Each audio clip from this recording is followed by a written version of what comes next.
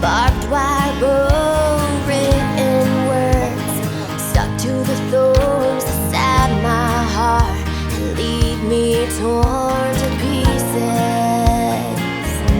I feel like I'm losing a battle that I can't win, waving my white flag again and again, surrendering, walking away from him. 'Cause I'm done trying, baby, I'm done crying. I'm so done staying up late, sitting here waiting on you, like I do for you to tell me what I wanted to hear.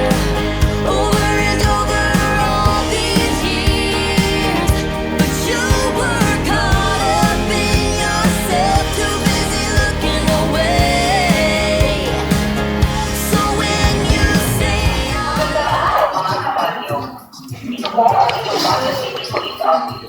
Unang maalala na habang tayo ay namimili at napapalitan kasama ang ating pamilya, lagi natin tandaan ang pagsuot ng face mask at face shield at palagilihin ang physical distancing upang maiyak ang kaligtasan laban sa COVID-19.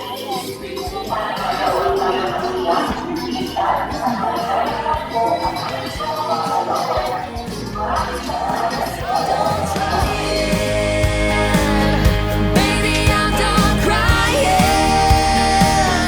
I'm so done staying up late, sitting here waiting on you, like I do for you to tell me what I wanted to hear. Over and over all these years, but you were caught up in yourself, too busy looking away.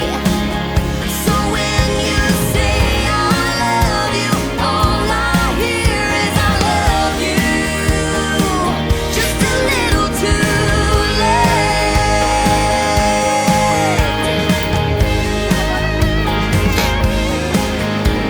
Now I'm fighting for myself for the first time in a long time. I'm standing on.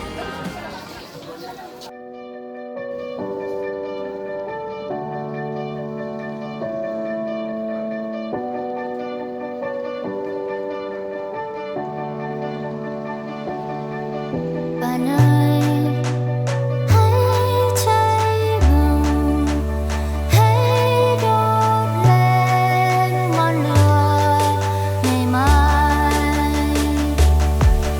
Bạn ơi, đứng lên nào, mặc những